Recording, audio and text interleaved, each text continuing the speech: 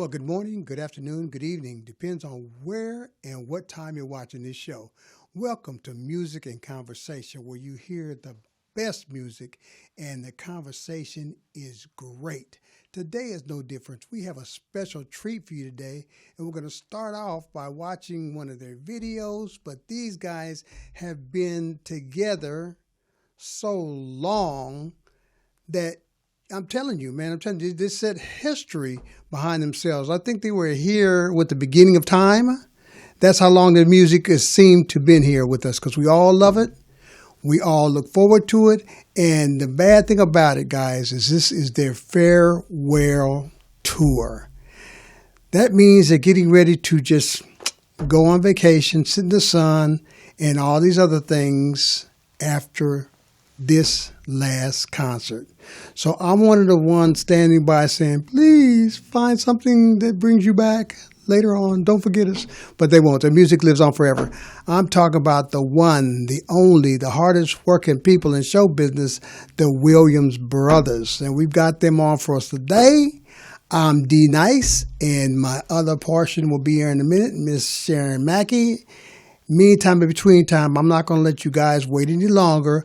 I'm going to pop up one of the videos, and you're going to understand why they have stood the test of time. Be right back.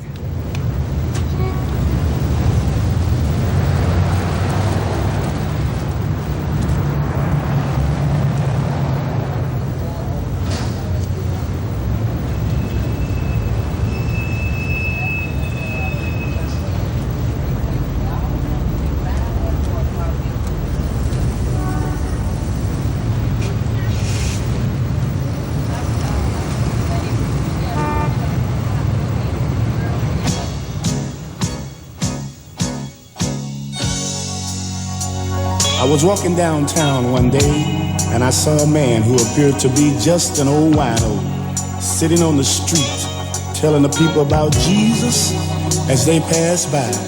And because he was all raggedy and dirty, people would just laugh and make fun of the old man and walk on by. And he said, because of the way I am, no money, no fancy clothes, fine homes and cars, a lot of people consider me as nothing and say I don't know what I'm talking about. But there's one thing that he said that really touched my heart and stayed on my mind.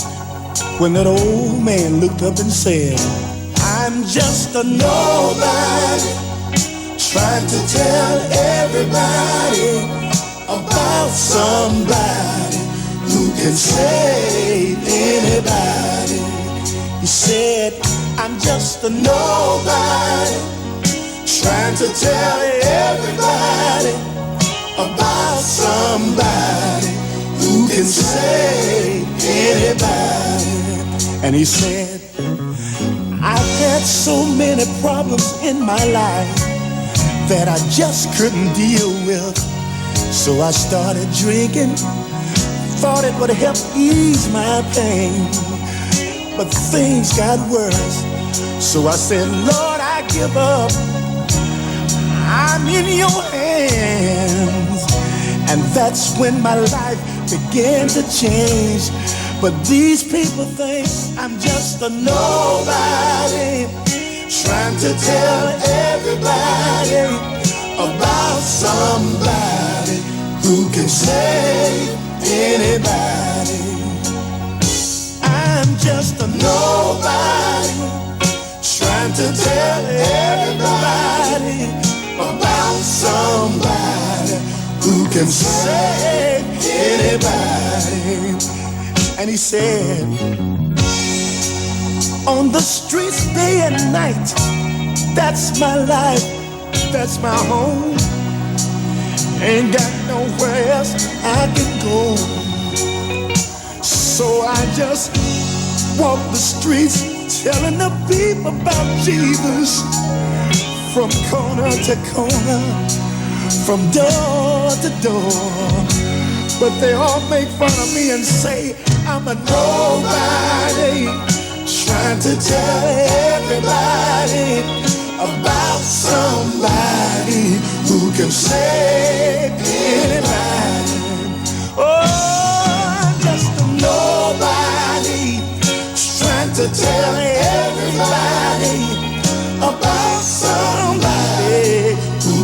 save anybody.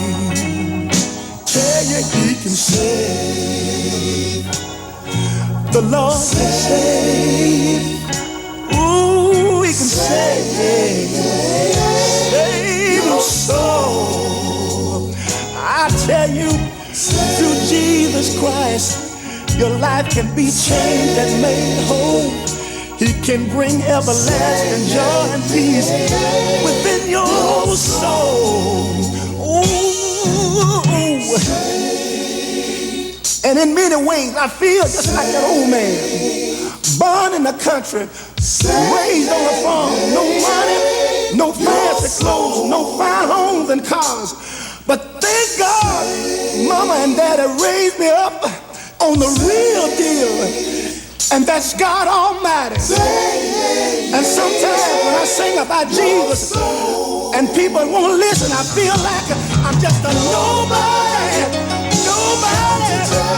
trying to tell everybody about somebody who can save anybody. Sometimes I feel just like,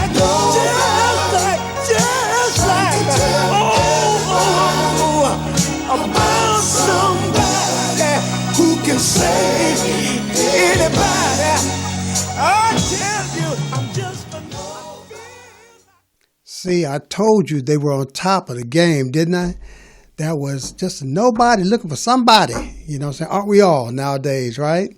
Going into this last couple of weeks before the New Year's pops in, a lot of changes we've seen in 22, going into 23, but still, these guys here have had the same vibe, the same tension, the same adversity that we've gone through, but they've done it and stuck together cohesively and brought the best of music, which brings the best out of us. Now, I'd like to first off thank Ms. Bridget Fleury and also Dr. April Ridley for bringing these young men into the studio that we can have a part of them today. And here we go. We've got our brothers here today, actually here today to party with us. Ladies and gentlemen, the fabulous Williams brothers. Hey guys, thanks for joining us. What's up? Thanks for having us. Man, it's been a blessing, man. I'm telling you, man. Now, we're going to take a little journey through time, but let's before we get too far away from them, this video we just saw, this was not done before you guys brought out that concept like that. Is that not correct?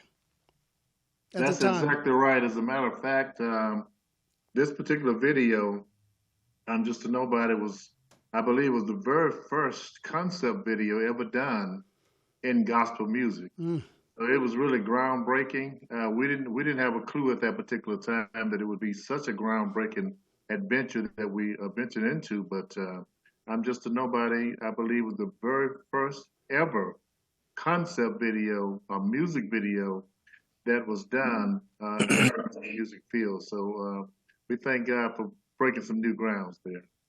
That's true, but it's so profound that what you guys were talking about there and showing us in that travel that guy did, it just is the same way it is today. What did it say? Nothing new under the sun. But you guys were able to bring it to a point where we can understand the journey and to know where we come from, who led us here, and who's going to take us on home. So you guys not only are vocalists, but writers. I mean, man, the collaboration, the vocalization, the writing, everything you guys do is on point. So let's do this. We're just going to take a little journey back in time and start back when the time when Pops saw you guys and put you down on the scene and you just gravitated, right? Yeah, well, actually, it all started with my father, the late Leon Pop Williams, of course, who's going on to be with the Lord now. But we were just kids. We were just very small children. Our older brothers were already singing with a group called the Southern Gospel Singers. And then, of course, Huey and Frank with the Jackson Southern Airs. But Melvin, Leonard, my brother, and my sister Marilyn, and myself, we were out in the front yard, just really small children singing, and we made up this little song called "Hobby Deeby Dooby Die." Now, don't ask me what that means. I have no idea, but we made up a song and we were harmonizing out in the front yard. And my father walked out on the front porch and heard us, Mm-hmm. and he heard something in us at that particular time, and he asked us to come inside the house and continue to sing the song. And from there, the Little Williams brothers were organized, and with Melvin, Leonard, my cousins, and myself. Matter of fact, I was too young to sing with the group at first. They sung for about a year before I joined it. And, but I was too young. And my mom said, you got to give him a little break. He's too young. But I was only 5 years old when I joined the group. And that was back in 1960 when the group was organized. So we've been going strong, thank God, for well over 60 years now. Mm-hmm. Now, okay, when you guys first had that transition where you got together and then it's like, okay, we're going to do something with this because I like what I'm hearing, did it really strike you that it was going to go to be anything? Did you see then what we see now? Or was it just, okay, I'm in this group, let me just try to, make it happen. But did you have aspirations even at that young age? Well, for me, I had no idea that the group was going to be this big, and I don't think the rest of us at that time knew any as well. We knew we could sing. We knew we had something different, and we just wanted to sing and record. So our brothers, Frank and Huey and Willie Banks and the Jacksons of Venaris, they took us to Houston, Texas, man, and then we recorded our first album, and that from that point on, man, it was like, hey, the record just took off. Jesus will fix it. God, Amazing Grace, and all that stuff was on that album, and man, it was just, and it was a blessing in disguise, man. We didn't really know what to do with it, but after that, God just kept us. I just kept us in His arm, and the hits just kept on coming, and here we are today, man. So it's crazy, man. It's crazy. No idea. Wow. Because usually when brothers get together and they're doing certain things together, there's some kind of sibling rivalry that comes in. But it seems like it was an equation that worked from the start, and you guys were able to keep it going as far as the cohesiveness as a brotherhood, just in the brothers and as the group. Is that not correct? Well, we had some disagreements and all that kind of stuff, but we had an equalizer too. We had an equalizer, and that was Pop Williams. Right. Yes. He keep us all in check, man. Gotcha. He would definitely keep us in check, man. Yeah. Wow. So for those that didn't know before, that see now, and that wonder what kind of obstacles. So we're trying to relate to people that are going through struggles now, that just going to give up. What was it that kept your eyes on the prize eternally with you guys? Well, a lot of it had to do with our upbringing, the things that were instilled in us from children. Our parents taught us to never, ever give up, to regardless how hard it seemed, how difficult the times may be, you have to keep striving, have to keep pushing. Don't give up, don't give in. A winner never quits and a quitter never wins. So we were determined once we saw the vision that our father saw, we caught on to his vision, what he had for the group, and it started to really resonate with us. Then we were determined to make it happen, to do whatever we had to do by any means necessary to make this dream become a reality. And, we had some difficult times, man. There were times we felt like giving up. We wanted to throw in the towel. We were fighting amongst ourselves and, just things that normal people go through, because when you're out there and you're pushing and you're trying to make things happen and you're not making money. So many times we were not making money. We were singing for little or nothing, sometimes for nothing.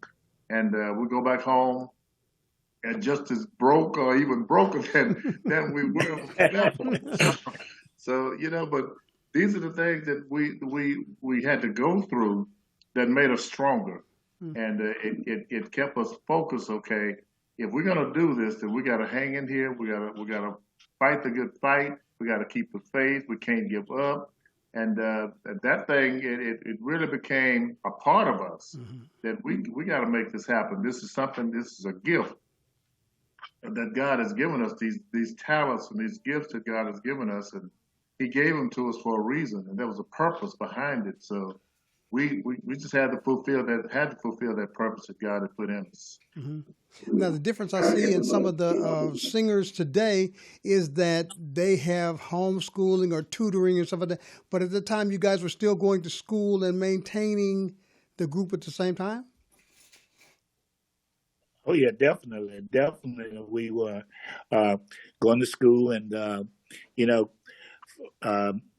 get out a little show, at a little school or church or whatever Sunday night, and Monday morning we had to catch the bus, man. We had to catch the bus, and sometimes we get back in a couple hours just before the bus run. We just have to go in the house and freshen up and hit the bus, man. But that was all part of it, man. And I think the other thing, we had determination, because at that time, when we started singing professionally, we call them the big boys. You had all the big boys out there already out there. The Nightingales, the Dixie Hummingbirds, the Mighty Clouds of Joy, the Jackson Southern Airs, the Pilgrim Jubilees, Shirley Caesar and the Caesar Singers, and the list goes on and on and on. The Violent Airs, Slim and the Supreme Angels. So it was like you had to do what you had to do. I mean, and we were the young group out of the whole. At the time, we were probably the youngest group on the road at that time, and so we had to deal with all the seasoned pros and professionals out there everywhere we go, and so that just made us a little tougher, a little stronger, a little more educated, a little more of everything. So, and God He just shined the light on us, man. No, he definitely had to, man, because like I said, that's a whole lot, man, of competition. Not that it was a competition, but I'm just saying that's a lot of people that you've named that were out there ahead of you, and they still had, room for you guys. God made room for you guys there, and man, that's a beautiful story. That's powerful for those that think they can't make it. Go ahead. Yeah, I think that a lot of that helped us with, we had hit records and they were playing us, really, really playing us on the radio, man. Back then, that's when they could play a record. I mean a vinyl record, man, and go play it to the end and take it back and start it all over again. That's the kind of radio time you had back then, and they would make a record just hotter than it normally would be just by playing it over and over and over, man. So we had that help, man, and I think that's the thing that got us over the hump a lot, and got the respect from the industry part of the business, and we were able to make a name for ourselves as the Williams Brothers. Wow. Now, it's true that you guys have been through a lot of record labels and put out a lot of albums. Now, so you had a chance to just kind of like diversify and make your adjustments in there. Looking at what you went through then to where the music has alluded to today, what do you tell these young people that come up to you and say, saying, where's my chance, or how can I get a chance out here? There's no record labels like it used to be, nor are there any radio stations like they used to be back in the day. Well, one of the things I always tell the young people now is to really educate yourselves about the industry as a whole. The industry has changed drastically since the time we were coming up as young guys, and radio is totally different now, and like you said, the record labels are different, and it's just a whole different ball game out there now. And you have to really be educated about what it is that you're trying to get into. And if you want to do it as a profession, you need to study, as the Bible says, study to show yourself approved. So You gotta know what you're getting into. You got to. I would suggest it and tell them to get a good entertainment attorney. If you're trying to even sign a recording contract or whatever, make sure you have a good entertainment attorney, a good accountant, and somebody that can steer you and lead you in the right direction. If you have good management, that's even better.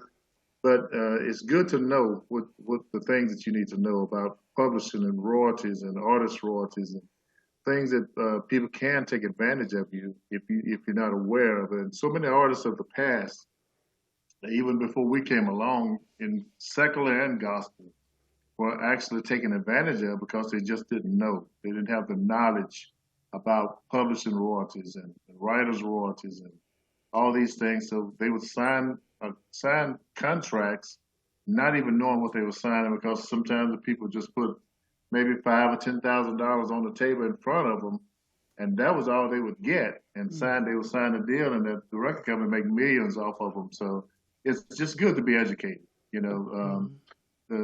People perish for the lack of knowledge. The Bible tells us that we perish because we have a lack of knowledge. So it's good to be knowledgeable. Mm. Now, my other half has gotten here, Miss Sharon Mackey. Hey, Sharon. Hi. All right. Excuse my tardiness. Miss Hello, Mackey. Sharon. Hey, how you Sharon. guys doing? What's up, Miss Mackey? So good to hear and to see you guys again. I wasn't able to see you last time we did the interview, but you guys are some handsome young men. And I remember thank you. Well, thank you very much. Thank you very much. I remember you saying that you were getting older and it was times the farewell tour that's coming up, but y'all don't look old to me. All right. That's what I'm saying.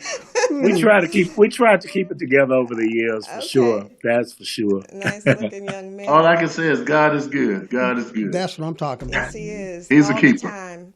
So are you guys ready for the farewell tour? You got it all together? Come on, Dre. Dre and I. Dre's been quiet, so let's has. talk about the farewell tour. Oh yeah, we ready. We ready as we can be. Yeah, I'll be there. I'll be there with my crew, so I'm looking forward to it. Y'all better have it together, because I'll be like, those are my boys right there. No, the deal is you better have it together. Oh, I'm gonna be together. I got my Ben Gay on.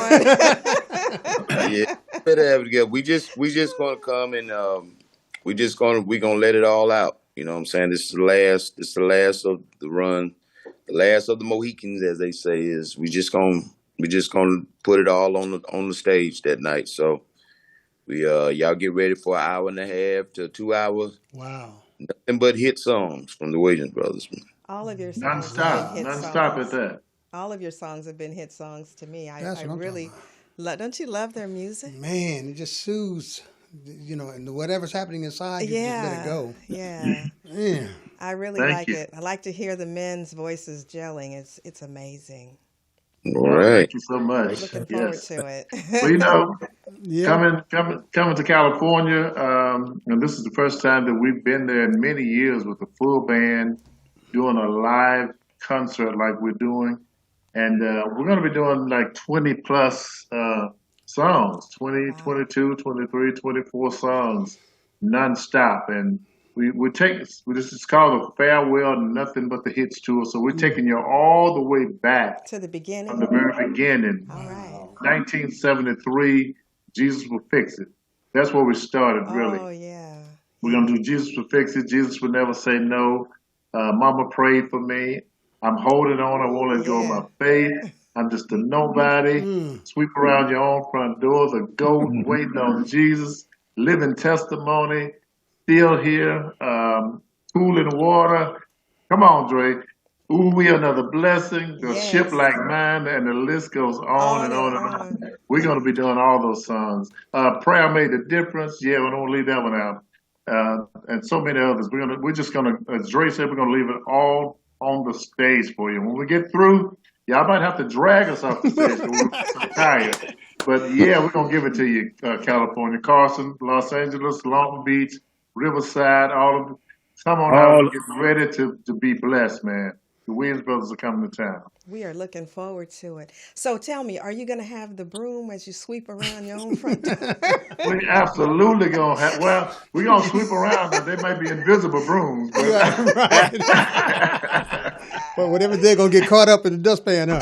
There you go. There you go. We are so looking forward to that. So yes.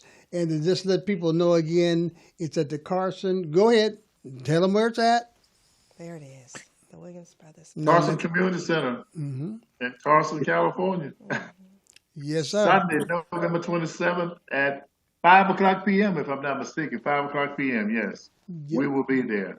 Looking forward to it. Be there. There. Yes, indeed. Because it's going to rock the house. Guys, I really appreciate you guys taking the time out to come and visit us. And like I said, our house is your house. So whenever you're doing something, you just need to wake up some folk or whatever you need to do, man, just hit us up and we will accommodate you guys, man. We love you, man. And let me tell you something. Although it's going to be sad to see you guys say that your last tour, I know God's not finished with y'all yet. I'm just putting it out there like that. Right. Oh, no, he's not done with us yet. This is the final tour, but we're going to always be involved in music in some capacity because music is what we do. That's our lives. Right. And we live for music. Music is inside of us. So we'll be creating music, producing music, writing music, whatever the case may be. And who knows what God has in store for the future. But for now, this is the farewell. This is it. Right. This is it. For now. Yes. For now. We're touring. Man, For now. You know what? I appreciate seeing this end of the chapter, and I appreciate seeing the next chapter because, you know, it's always, like I say, greater later. Greater later. Yeah, that's right. But we're gonna push it to the limit on Sunday because we just, like I said, you're gonna leave it all out on the floor, and them folks out there gonna be all out there, man, just trying to get it all in. So I appreciate it. Hour and a half, man. Hour and a half. Probably, but maybe Williams even Brothers. 2 hours. Maybe 2 hours. Who knows? Over 2 hours. Oh man. Maybe they'll do that thing, you know, where they say it's over and then they leave and then they come back and do keep some more. coming back, keep coming back. That sounds like the Clark sisters. Well, these are the great things to come. Guys, I appreciate you from my house. Like I said, to your house, man, you're welcome anytime. And we have a video queued up to take us out. And you guys just say, once again, you were talking about the 27th, Sunday. Carson Community Center. At 5 o'clock. From 5 o'clock. Y'all, I'm going to tell you what, don't sleep on this. If you're not there by 3 o'clock, you might not have parking. Okay. I know how it is. Get on For in these there. guys, man, let me tell you Be something. on time. You don't want to be caught sitting on the roof. Get you a tent. Should they get a tent and camp out? That's what I'm saying. You know? That's what I'm talking about. For them, you're going to do this. And let me just say this before we go. You know, this is Thanksgiving weekend. Yeah. That Sunday is the Sunday after Thanksgiving. So this would be a great gift, a Thanksgiving gift to just take your mother or your father if they're still living, grandmama, big mama, auntie, uncle, or somebody, buy a ticket and bring them to the concert just to show how much you appreciate them. And I really believe that they will be blessed and you will be blessed for doing it as well. Yes. I love that. And even if you're a nobody, you go out there and tell somebody. Tell somebody. Anybody. Because they all going to be there. Guys, thanks a lot. We're going to play this video out, and we will see you on Sunday. All of our faces will be in the places, and look forward to having a handshake with you guys. Happy Thanksgiving to all of you and your God families. bless you. God bless you. Happy Thanksgiving to you Happy guys. Thanksgiving. As well. Love you guys. Stay safe. Thanks once again to Bridget Fleury and also to Dr.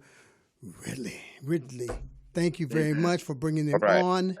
Guys, we'll see you next time as we go out on this video right here, the Williams Brothers. All right. Yeah. Woo! Hallelujah. Oh, thank you, Jesus. Still alive. Anybody glad to be here tonight? Through your trials and tribulations, you're still here. Came up on the rough side of the mountain. But through it all, God kept his arm around you. We just want to tell him thank you. Thank you, Lord. Thank you because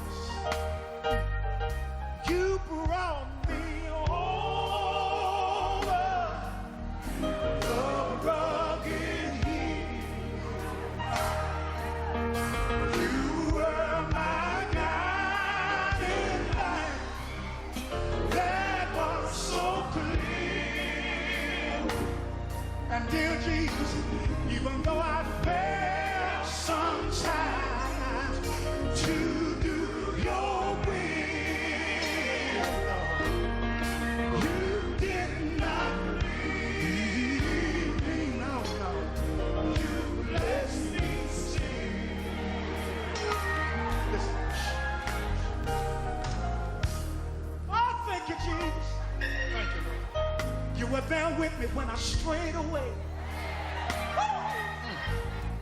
You had mercy on me when I failed to get on my knees and pray.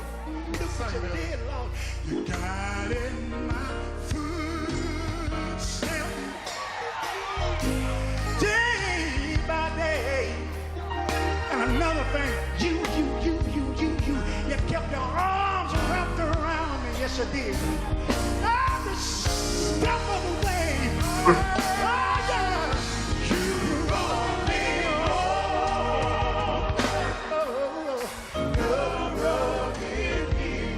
Somebody know what I'm talking about. You were my God. You let it shine so clear. Brother Chamberlain. Yeah, we've been having some good times on the background here. That was Williams Brothers bringing you more. Whew. That was so good. Welcome back to the second half of the show. That was so good. Lost me Powerful, out there. right? When the man, Powerful. time always flies when you're having fun. Yes. Now, So our next guest, Richard, attended Berklee College as a college professional music major. He returned to LA and he played in jazz clubs. And then eventually he moved to working in studios as a sound engineer. He then became a record producer, 2 gold records for his work. Imagine that. After the birth of his children, he returned to school for his Master's of Science in Communication Disorders. Richard is currently a practicing speech and language pathologist with a focus on vocal rehabilitation. Richard takes great pride in helping voice professionals restore their ability to communicate their thoughts, their ideas, their passions, and their songs. Can we please welcome Richard to the Rodriguez. platform? Where's Richard Rodriguez? How are you guys doing? Hi, Man, Richard. how you doing, man? Good to see you. Good Boy, to it's see a you. hard act to follow the Williams brothers, but I better be good. We knew you were ready. We knew you could do Oh, it. they're just giving me chills just from that one video. Ain't that the truth, man? And you see I got my cup here, right? Yeah, Richard works with me too. You know what I'm saying? Okay, Yes, he all works with me, and he has a tight regiment for me to follow, and he makes sure I stay with it. You So, stay on it. yes, I got to. Yeah. You know, Richard, I just read your bio and you have done some amazing things. Voice and communication are like two of the most important things that we have to share with one another with. And so you being a part of that and making that possible for other people to get clarity in their voice is something to be proud of. It's such a privilege for me to help people when they feel like their ability to communicate has been impaired, right? Yes. It's so meaningful to be able to help them in that way because as you can only imagine, if you have thoughts and you can't express them, or if you have ideas and you can't get them out, it can be really frustrating. And for professionals who make their living using their voice, well, that's a game changer. We've got to help them. Yes, we have to be able to communicate effectively. And it can be something that makes us feel really bad about ourselves when we can't get the word out. I'm guilty of that. Sometimes I don't know what to say. I don't know how to say it. But over the years, I've learned to kind of channel it in different areas so that I can be a voice that people would want to listen to and to hear. So I acknowledge you for that. I mean, I think that is amazing. Thank you. It's absolutely my privilege. And I'll tell you, while, when we were deep in the throes of COVID and a lot of people were having to isolate, I was fortunate to be able to continue to work. And I still had this ability to help people, even though we were doing it via Zoom. Yes. And it really helped me personally to get through that very tough time. And I think the more people communicate, the more they do it, the more they get comfortable with it, and the better they become at it. Do you agree? I absolutely agree, and so that's what speech pathology is all about, how we communicate and how can we improve our ways of communication. Voice rehabilitation is specifically about how is this functioning? Is this area where we generate our voice, is this functioning correctly? Yeah. And if it's not, it's my job to help you improve it. So let's dig a little bit. What caused you to want to be in this position that you're in now, helping people to communicate? What was the thing? What was it that happened that made you want to do this? Oh, I got a real story for you. So about, I would say, 20-something years ago now, right around when my kids were born, my grandma had a series of strokes. And this left her with an impaired ability to speak, and she couldn't find words. And it became really frustrating for her that she couldn't find her words. And in fact, it became so frustrating for her, it started to change her personality from a very sweet old lady to kind of a grumpy, mean person. And one Thanksgiving coming up, I had to actually go to her and hold her hand and say, Grandma, it's Thanksgiving. Can you try to be a little less grumpy? I had broke my heart to have to say it, but, she was really bringing the whole room down. And it got me to reflecting, as I became a speech and language pathologist, why didn't her doctor refer her to a speech and language pathologist and get her the help she needed so that she would be able to communicate better in these last years of her life? And it was very meaningful for me that this doctor, whomever he was, didn't refer her to the help she needed. And so part of my job, I believe, as a speech and language pathologist, a voice specialist, is to get the word out, and I thank you for this opportunity, so people know there's help out there for people that are suffering these kind of communication deficits. Yes, it's really hard when you have something on your heart and you want to get it out.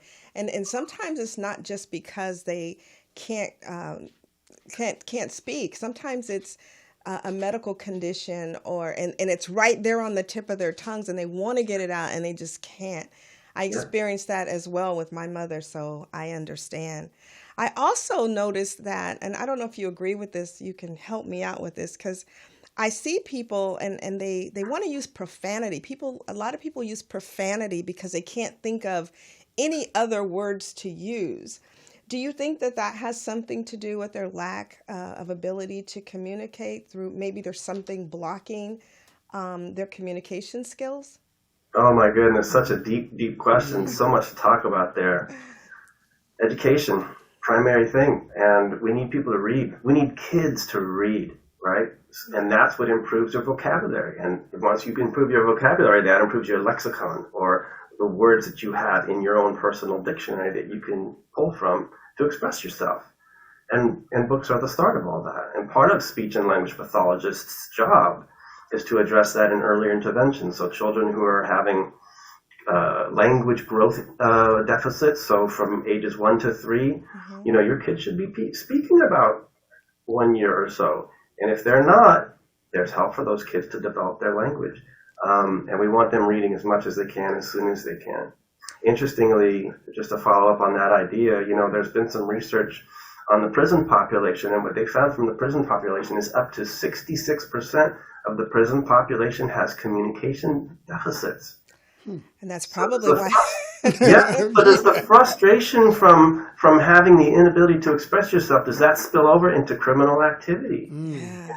I think it does, because you get so frustrated. And that's why I brought that point up, where I hear people who use profanity and they can't replace a word with the curse word. So they just continue to do it, and it just becomes a problem. Because when you start to become angry and start speaking with profanity, it could cause a criminal activity to occur. So yeah, I see that. Now, do you think, this is another good question that just popped up in my head. Do you think that we should have something in the school system early on to maybe prevent this type of anxiety in individuals? Well, we're going into a subject that I don't know a lot about, but we do have Head Start programs, right? We have pre-K programs, and we have, hopefully in every elementary school, we've got libraries where kids have access to books, and we have teachers that promote the use of books, because it'll take you to a place that's a lot different than where you're at. Yeah. And sometimes you don't like where you're at, so why not read James and the Giant Peach and go to England and live inside a giant peach? I mean, we have books that can just inspire in all kinds of ways. And so I would hope that we can take advantage of the programs that we have. I hope we can fund the programs that we have to be able to get all kids to understand that written language and oral communication are primary to us. We need those abilities. Yeah, I think most of the problems that we have do start in, when children are small and they're not addressed. And that's pretty much across the spectrum. Yeah. They're not addressed until later on in life, and then sometimes not at all until something tragic happens. A lot of childhood trauma as well, comes from not being able to communicate or voice a child's opinion can really impact them and hurt them. What you say? We see this with boys particularly. Girls tend to be more verbal and better able to express themselves. Not sure why. And boys don't. And we see frustrated kids, and that can lead to behaviors that are problematic. So I agree with you 100%. Yeah. Well, I think it's because a lot of the parents, that as a public speaker, that is the deepest fear among Americans is standing up and speaking to people in public. In front of other people. They just don't know how to get what was here to hear out.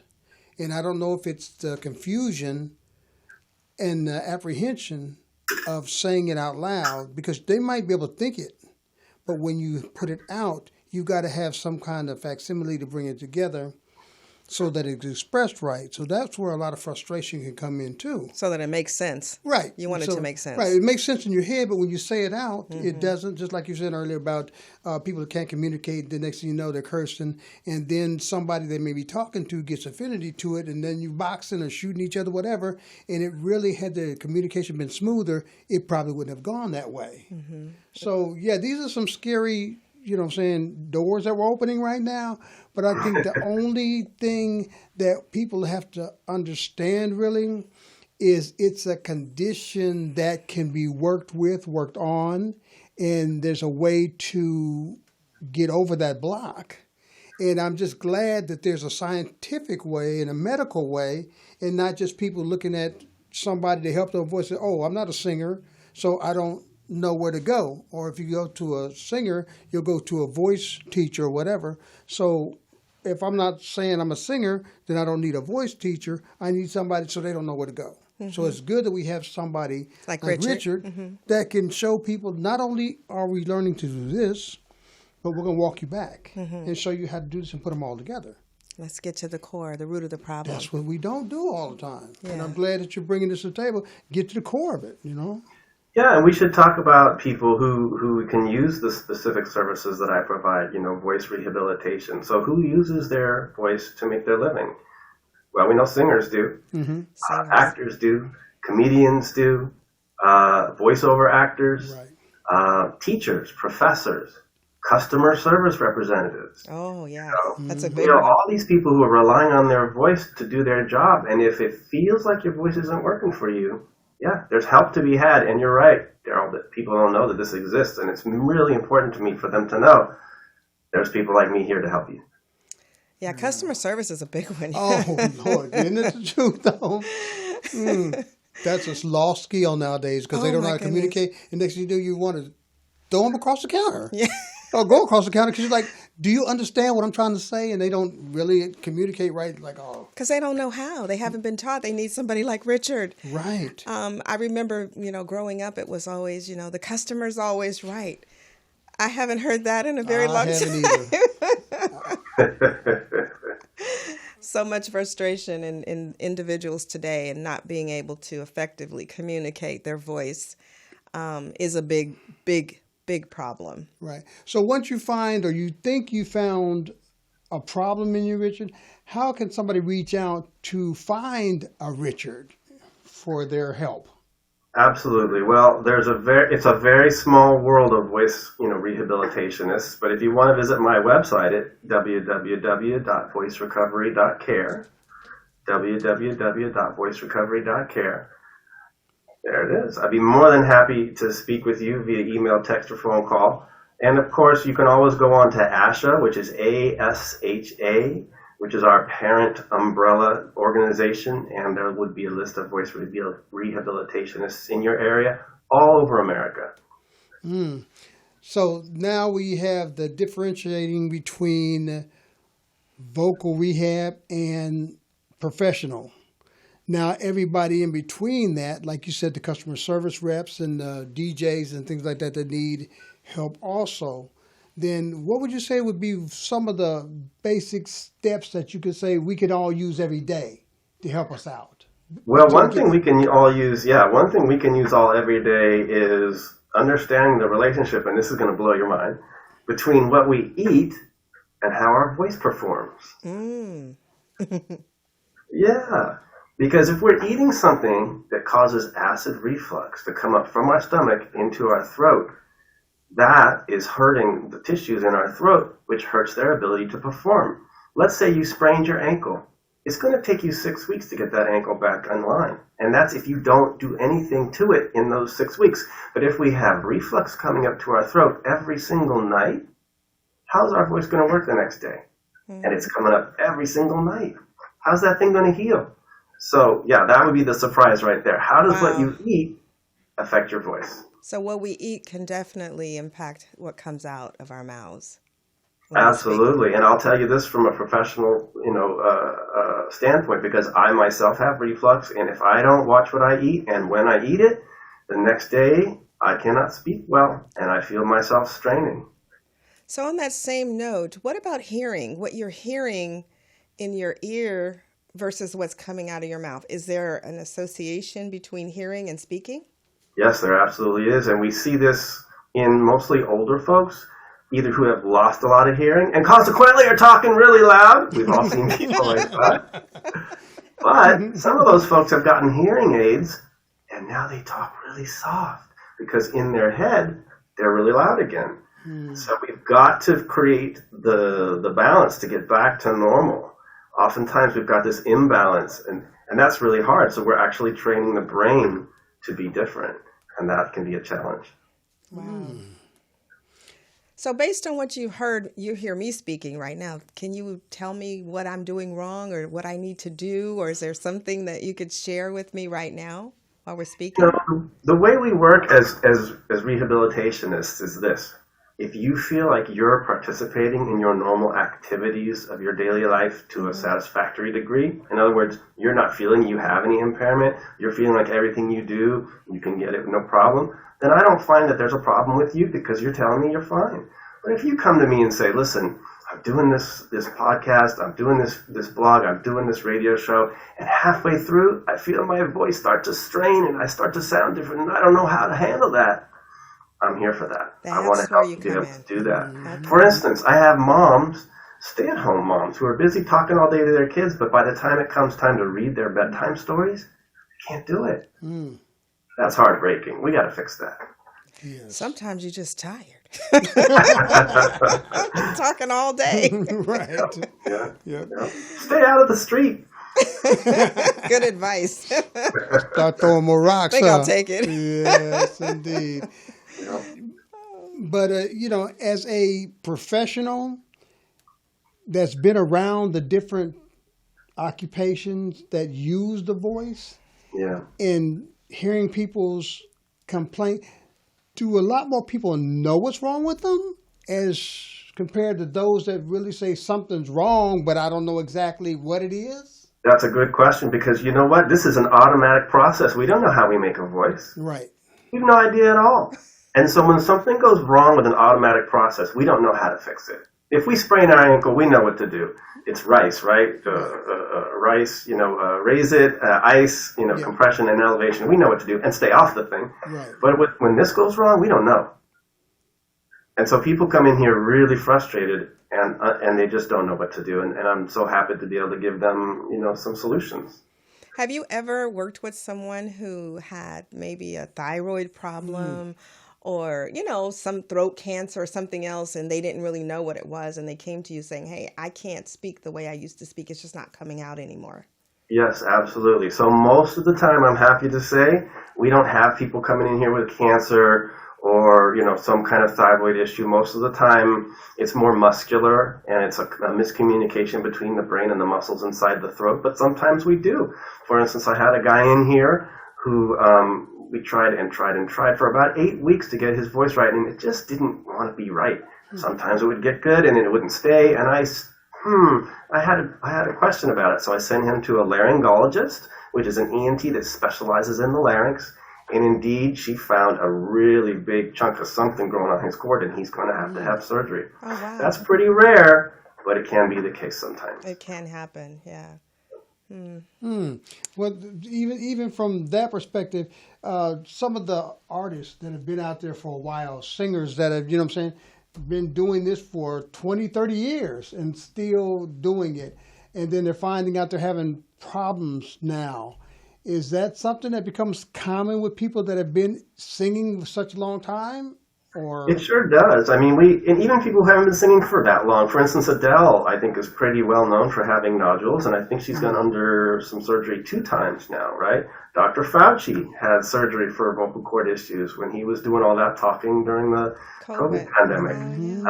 And I've seen some great singers in here that have been singing their entire career and maybe haven't been singing exactly the best way. And so this vocal cord's got a lot of mileage on them, and we need to be able to help them rehabilitate it. So if they have to go in for surgery because of vocal cord nodules, then I'm here post-surgery to help them relearn how to sing and speak. It's not as hard as it sounds, but it's crucial because we don't want them going back for surgery again. Right. Especially some of those rockers that you hear that like my boy from Aerosmith. Steven Tyler. Yeah, I mean, that constantly screams at the top of his lungs, you know what I'm saying? For all those years, there's got to be something that happens behind that, doesn't it?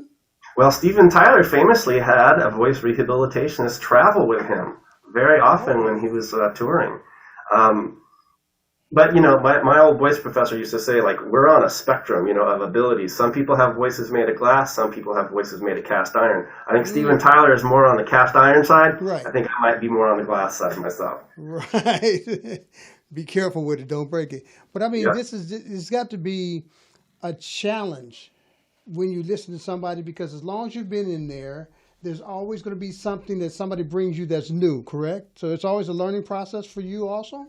Yeah, every day. I mean, the pathologies that we see, for instance, the muscle tension or the nodules or the polyps, that's all the same. But what's hard is, how do I get inside that person's brain to help them do what they need to do to get themselves better?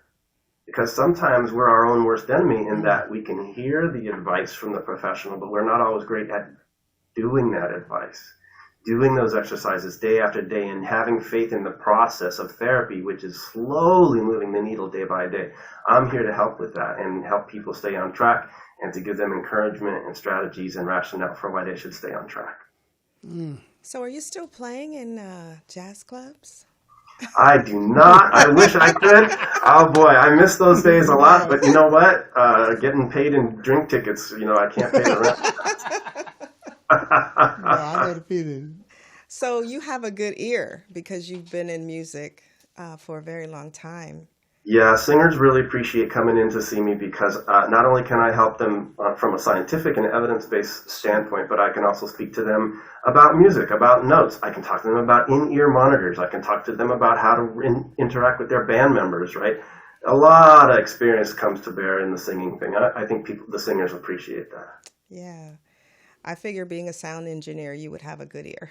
You have to have a good ear for that. That's a curse, though. I hate going to live music now, mostly because it sounds so terrible. But I'm going to the Williams Brothers. Right. Oh, good. We get to see you there. There you go. You're going to be in the house? Okay. I'm going to do that. And we've got a surprise, too, because we're starting up another show when we go back to our station. You've been there before, West Hollywood. They built us a brand new TV station. Oh. Yes. So we're about to open in West Hollywood, right next door to the library there, across from the Blue Whale. Sure. Yeah.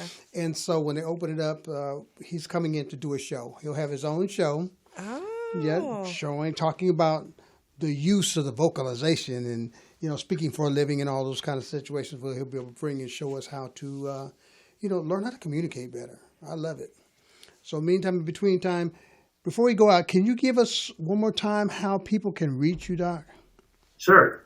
Just go to my website, www.voicerecovery.care, www.voicerecovery.care. It's my privilege to help people find their voice. Absolutely.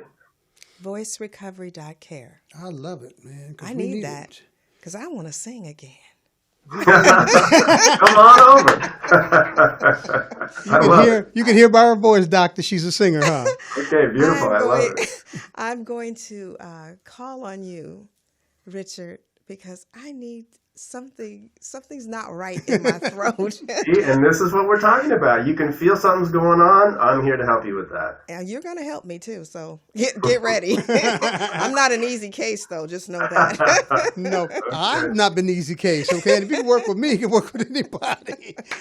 Richard, Thank I you appreciate so you. much, Richard, Yes. for being here today. We really appreciate you. So many people don't know anything about what you do, so this is a great platform to get the word out. Yes, and we're going to keep on pushing. Like I said, our house is your house, man. We're going to keep on pushing the agenda, letting people have the confidence of knowing that they can speak and use their voice in the correct way. Happy I just Thanksgiving, want to right? thank you guys so much for this opportunity to help me spread the word for what I think is a really important way of helping people that you're absolutely right. They don't know it even exists. And I want them to know I'm here for them. We've only just begun. Beautiful. Thank you, Richard. Appreciate you. And have a great Thanksgiving, Have man, a great holiday. Thanksgiving. Happy Thanksgiving to you, too. I'll see you real soon. Appreciate you. Bye. Wow, that was deep, huh? Was. Who know, man? Who Who knows? knew? Who Yeah, knew? Yeah. I'm going to call him. There's a scientific position, a medical position behind a lot of this stuff. Oh, wow, that was deep. Huh? Yeah, because something's been going on, and I'm ready. I know he works with me, and he helps me a lot. Oh, really? But it makes me work. Okay, that's why you speak so well. But I got to, he tells me to do my bubbles before I go on stage. And once I do it for about 2 minutes, then it just basically brings my voice into a clear, more refrain. So I like that. He knows what he's doing. I love it. Ladies and gentlemen, once again, it's... Bye-bye. Yeah. It's time We hate to see go. it go. But you guys be safe. Have a great Thanksgiving. Make sure that you're there. You're facing a place on the 27th at the Carson Community Center, 5 o'clock. Don't be late. And it's going to be to see the farewell tour. The Williams Brothers. The Williams Brothers. I'm going to be there. You're going to be there, yeah? Oh, yeah. I'm All going to bring those good somebody folks. with me, too. I know you is. So, meantime, in between time, like I always say each and every week, put God first and everything else will follow. I guarantee it. See you next week. Next Monday. Yeah, Monday after next. Just like you said he would. Just like, y'all remember that? You said he would. Just like I knew that he could. Jesus made a way for me one day. Can I say it again? Just like you said he would. Hey, hey, just like you said he would. Just like I knew that he could. Jesus made a way for me one day. He made a way for my mother. He made a way for my father too. Yes, he did. And if you trust and believe in his word, my God will do the same thing for you. Hey, just like you said he would. Hey, just like you said he would. Just like I knew that he could. Jesus made a way for me one day. Hey, Jesus made a way. Help me, y'all. He made a way. Can I hear you? Jesus made a way. Oh, y'all know the song. Come on.